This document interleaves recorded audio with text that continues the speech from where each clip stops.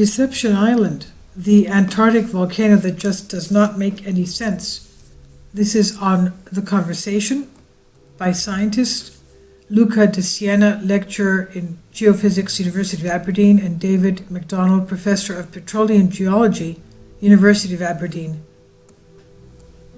Deception Island, wrong-footed scientists 3 times in 10 years and remains a mystery.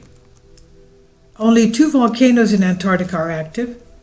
There is Mount Erebus, which is roughly due south of New Zealand, and Deception Island, which lies about 850 kilometers southeast of Cape Horn. Mount Erebus has been erupting continuously over the last few decades, yet the rather smaller Deception Island in the South Shetland archipelago is responsible for the largest known eruption in the Antarctic area. This horseshoe-shaped cauldron-like structure, or caldera, was produced more than 10,000 years ago by an explosive eruption that scattered more than 30 kilometers of molten rock. The result is an enclosed, welcoming bay called Port Foster. Deception was officially discovered by the British sealing captain William Smith in 1820 and was subsequently used for purposes such as seal hunting and whaling before finding its modern calling as a site for science and tourism, maybe because you cannot see most of the volcano above the sea. Tourists rarely appreciate its hidden destructive potential. The big blunder claimed in the past by the UK, Chile, and Argentina, it provides a unique enclosed environment in which to monitor a volcano under the ice. All 3 of those aforementioned countries, UK, Chile, and Argentina, financed observations there in 1960s. Spain added its own in 2000. Yet 2 consecutive volcanic eruptions in 1967 and 1969 went unpredicted. Remarkable failures in the history of volcano monitoring. They couldn't predict it, the eruption. Only the Argentinian and Spanish observatories still exist. Mud flow from below. The volcanic events at Deception fall into a rare category called subglacial eruptions. The island is situated in a place where there is a glacier on the ocean floor about 100 meters thick. Scientists would normally expect that if this were hit by lava from below, it would evaporate benignly into steam. But the lava moving upwards at Deception has several qualities that made things happen differently. It moves slowly and it has high water content. This meant that it turned the glacier into meltwater as well as steam, creating a large overflow of mud to the surface. This was the main cause of the destruction of the UK and Chilean stations.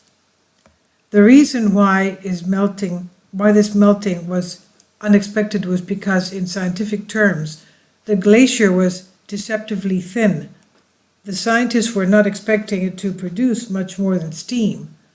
Ironically, the absence of larger glaciers is what made the island the most hospitable location in Antarctica.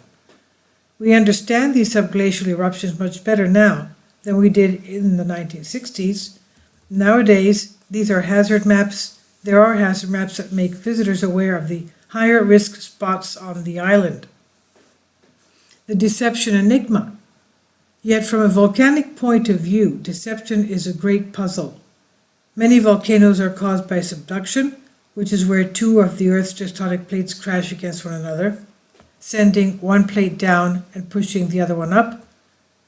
A classic example is the Cascade Range in the northwestern United States, whose most famous volcano is Mount St. Helens, and the ones that scientists have observed happened on land.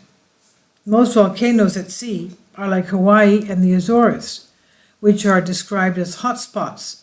Instead of taking place near points between tectonic plates, these are holes in the ocean floor where there is a direct line to the Earth's mantle. The same goes for submerged calderas in the middle of the ocean, of which there are some examples in Japan. For a time, scientists thought that Deception might be an unusual example of subduction happening in the ocean.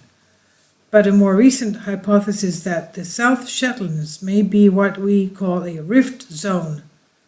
This would mean that it is on a point where plates meet, but instead of colliding, there are gaps from them moving away from each other, creating a new oceanic crust in the process. A good example of the rift zone is in Iceland, as can be seen in the video enclosed in this article.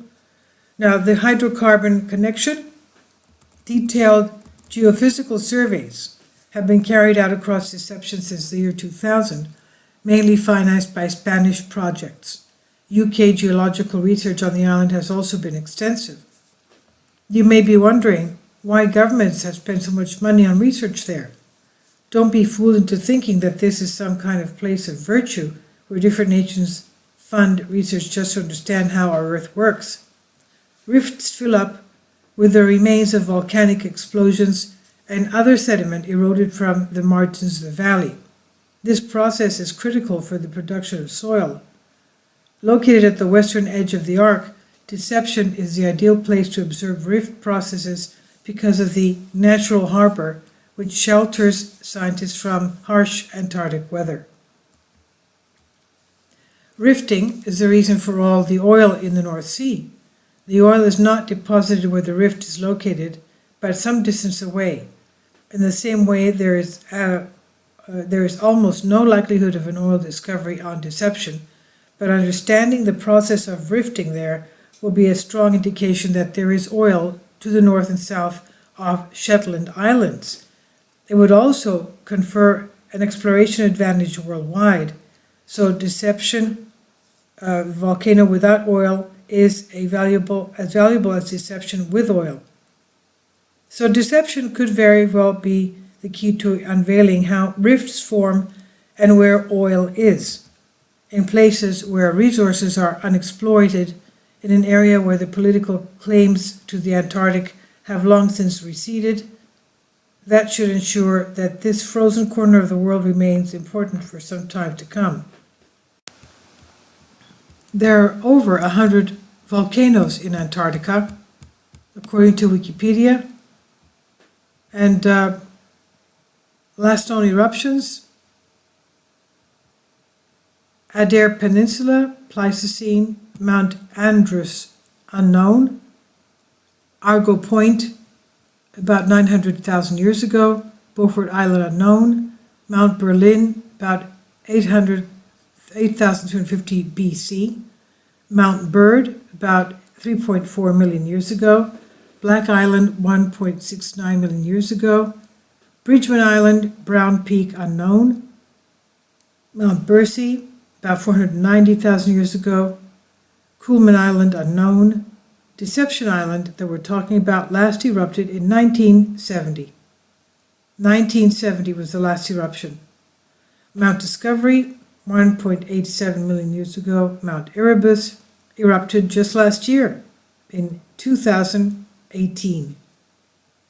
Mount Erebus. Mount Frakes, 1.7 million years ago. Franklin Island, Pleistocene. Gulfsburg, Pleistocene. Mount Haddington, unknown. And there's a lot more there. I'll leave a link below for you for those who want to go and see.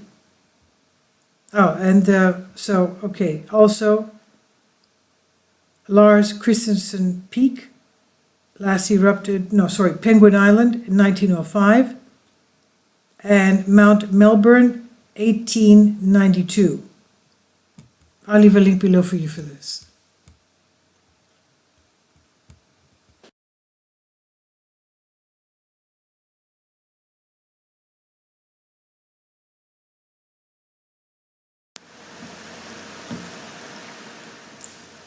If you'd like to join me on my Patreon account, you will hear content not covered by mainstream media.